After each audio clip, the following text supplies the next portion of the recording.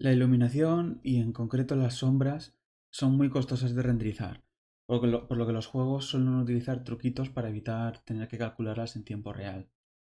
Una opción para no tener que estar continuamente calculando las sombras en tiempo real es lo que vimos con el león, las sombras del león, que es guardarlo en forma de textura.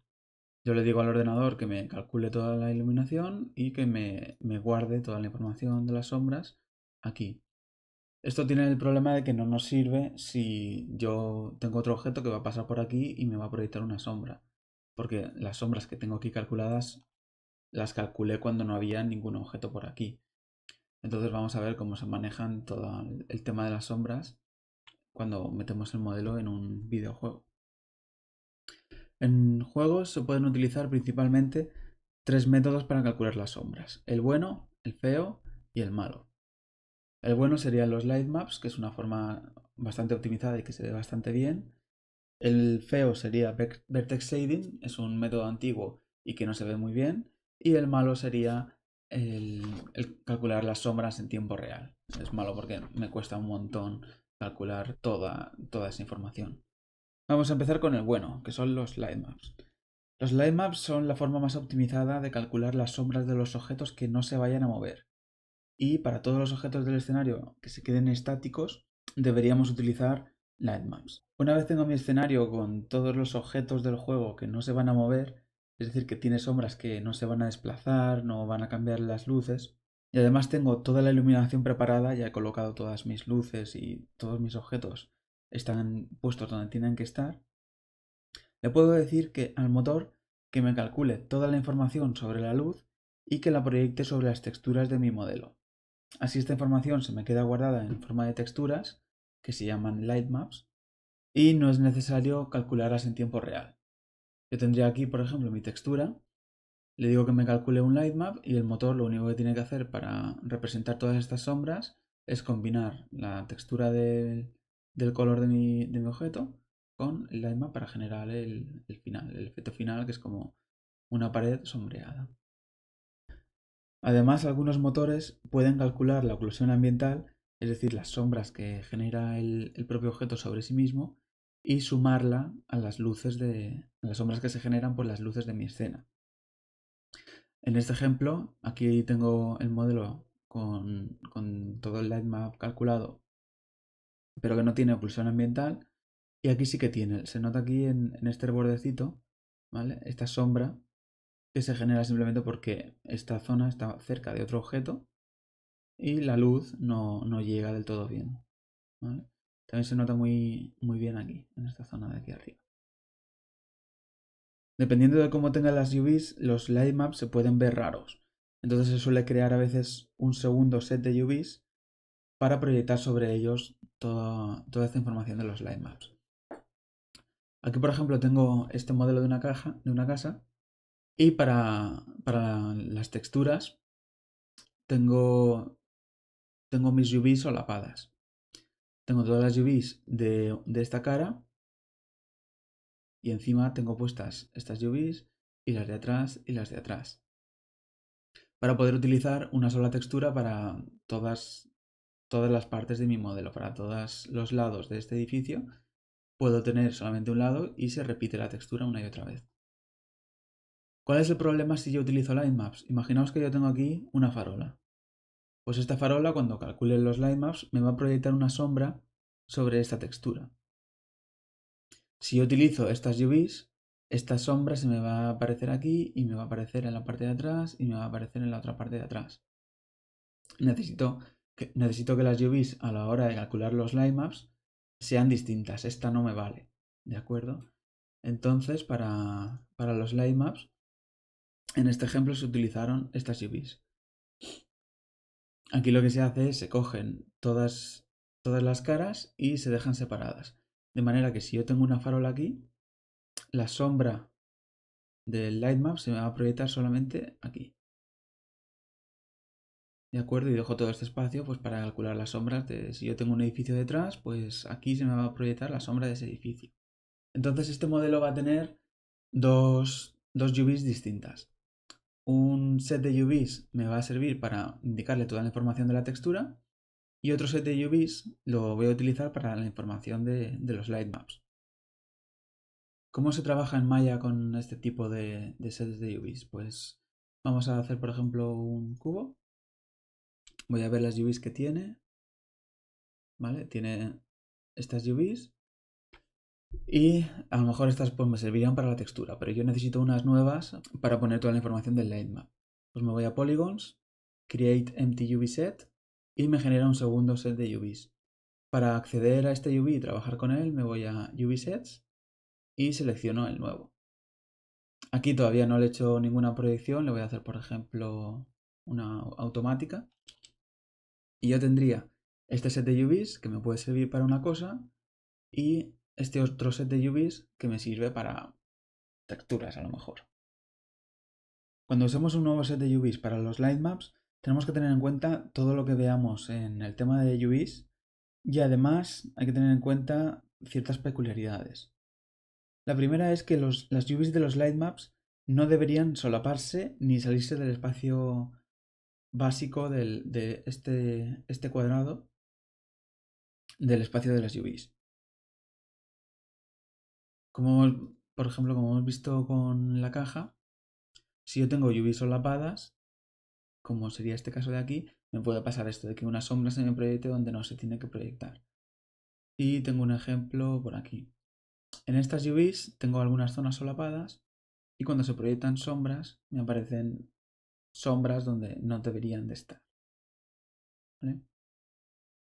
Además, los light maps suelen tener muy poca resolución, suelen estar entre 128 por 128 o 256 por 256. Así que hay que intentar usar padding para no tener sangrado. Intentamos dejar un espacio entre una isla de UV y otra para que no se nos pase esto de que un píxel me esté cogiendo información de otra isla de UVs. Esto lo veremos también un poco más cuando veamos UVs, ¿vale? Pero la idea es intentar separar todo lo que podamos las islas unas de las otras para que no me coja información de una zona que no es. ¿Vale? Aquí veríamos el resultado final de cómo se nos quedaría si lo hacemos con este espaciado. También es importante intentar hacer las UVs rectas para que no nos aparezcan este tipo de dientes de sierra que se nos producen porque los píxeles son cuadrados y si yo tengo mis UVs así en diagonal, pues los píxeles me aparecen como si estuviesen en diagonal y se ven extraños. Y esto se nota mucho cuando tengo texturas o cuando tengo light maps con muy, muy baja resolución, porque los píxeles son mucho más grandes. Y por último, cuando estemos trabajando con otro set de UVs para hacer light maps, tenemos que intentar que todos los objetos tengan una densidad de píxeles en las UVs de los light maps similar, para evitar que se produzcan distorsiones en las sombras al calcular los light maps. ¿Vale? En este ejemplo tengo una zona con una densidad de píxeles mucho menor que otras zonas. Entonces, cuando el motor está calculando estas sombras, utiliza una densidad muy pequeña. Cuando calcula estas otras, tiene una densidad muy grande. Y se nos pueden ver este tipo de roturas o como que la sombra no se proyecta igual aquí que aquí. ¿De acuerdo? Entonces hay que intentar tenerlo todo de la manera más uniforme posible. Ya hemos visto el método bueno para calcular las sombras, que serían los lemmas, porque es el más optimizado y el que mejor queda en general. Y ahora vamos a ver el método feo, el vertex shading. La idea del vertex shading es asignarle a cada vértice del modelo un color. Y este color va a ser distinto dependiendo del color de la luz que le da y va a ser más oscuro o más claro si si ese vértice está en una zona de luz o en una zona de sombra. Es algo parecido al soft selection en Maya. La idea es que yo a este vértice le asigno el color amarillo, a este le asigno el color azul, a este el rojo, a este uno blanco, a este uno negro. Y el motor me va calculando pues, en las transiciones como tiene que ser el color de en medio. Esta es una técnica vieja que se usaba pues, cuando no existían todavía light maps y cuando no había tecnología para hacer las sombras dinámicas y no suele quedar muy bien. A nivel de modelo, si yo utilizo Vertex Shading, intentamos tener suficientes vértices como para que estas transiciones sean suaves y no siempre se puede conseguir. Por lo general se suele preferir siempre utilizar Lightmaps a utilizar este tipo de tecnología, pero bueno, todavía nos puede pasar que veamos algún efecto de shader o alguna cosa que utilice Vertex Shading. Tengo aquí una comparación de Vertex Lightning y Lightmap Lightning. Y aquí, como veis, en Vertex, en el suelo, digamos que es un cuadrado gigantesco. Yo tendría a lo mejor un vértice aquí, otro aquí, otro aquí y otro aquí. Y como funciona la iluminación en este caso, funciona por vértices. A lo mejor este vértice se me queda súper oscuro, se me queda toda esta zona oscura. Tengo aquí un vértice luminoso y se me queda toda esta zona luminosa cuando a lo mejor no tengo ninguna luz aquí. O yo tengo aquí una luz, pero como no tengo ningún vértice en el suelo, pues no me está afectando a esta zona. En cambio con Lightmap, pues ya sí que se ve que tengo aquí una luz y que me está generando aquí este efecto sobre el suelo. Bien, y por último nos quedaría el malo, las sombras dinámicas. A este le llamo el malo porque es un efecto que es bonito, queda guay, pero fastidia mucho el rendimiento. Y no podemos tener todas las luces que se calculen de manera dinámica, porque el juego nos iría muy mal. Las sombras dinámicas se calculan para cada luz por separado. Lo que hace el motor es ir calculando continuamente cómo es la silueta de los modelos que están cerca de esta luz y la proyecta sobre los demás objetos. Vamos a ver un ejemplo con el motor Source. Las sombras de este barril, como sí que se van a mover, son sombras dinámicas. Y como veis, se me proyectan en el suelo, en el techo, porque yo en el suelo tengo una fuente de luz y a esa fuente de luz le he dicho que sea dinámica y que las sombras que me genere que sean de este estilo. Fijaos también que los bordes de esta sombra no están muy definidos y están como una especie de como pixelados, ¿vale? Esto es porque cuestan mucho de calcular y se suelen simplificar al máximo todas las sombras dinámicas. Las sombras dinámicas son muy costosas de calcular y se suele limitar bastante su uso. Se intenta no poner en el escenario muchas luces que me estén generando sombras dinámicas a la vez y además se suele poner un límite de distancia para los objetos que están para que los objetos que están muy alejados de una luz no me estén generando sombras dinámicas hasta que se acerquen lo suficientemente a la luz. Estas sombras se suelen usar sobre todo para objetos que se vayan a mover, porque no hay otra forma eficiente de hacerlo, o para sombras que no podamos renderizar de ninguna otra forma. Se suelen usar bastante para linternas en videojuegos porque quedan muy bien, quedan un efecto muy chulo. Y se suelen usar mucho también en juegos de horror porque me generan formas oscuras muy siniestras.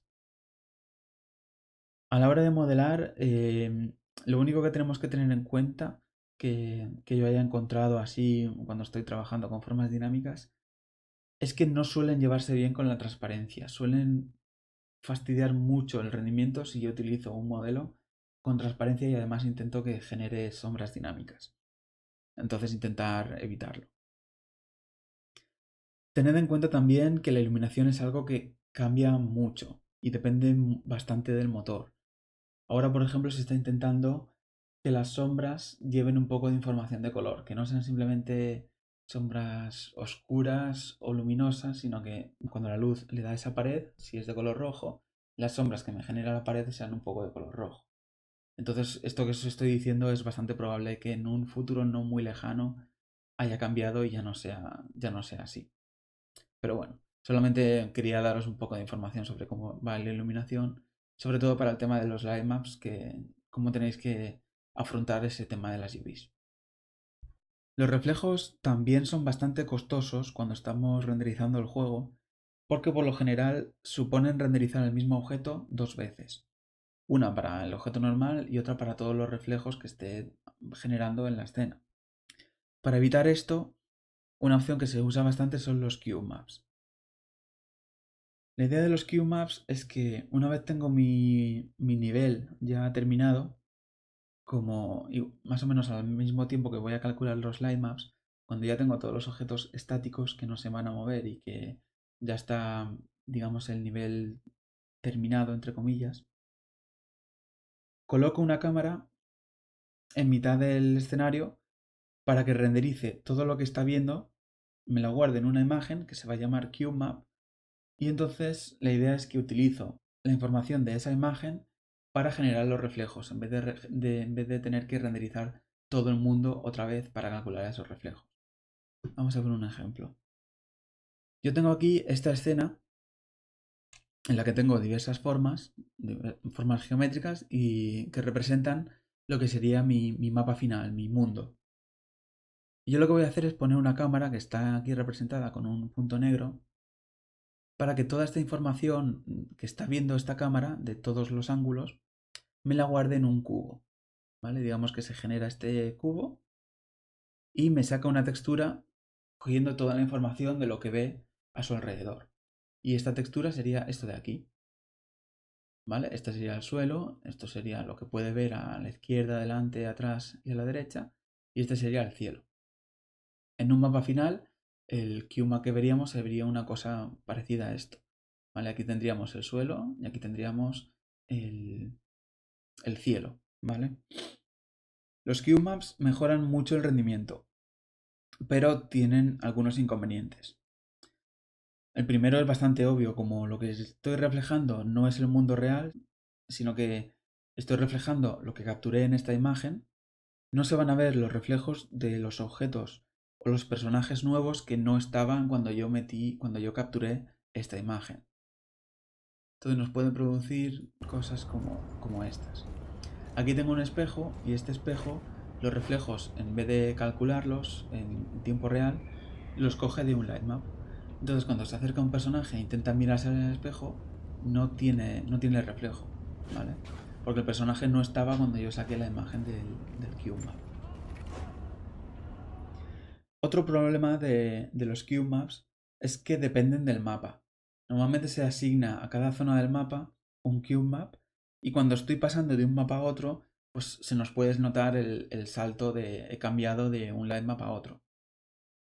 En este caso, fijaos en el rifle de francotirador de este personaje, cuando no está mirando por la mira, y veis que tiene una serie de reflejos.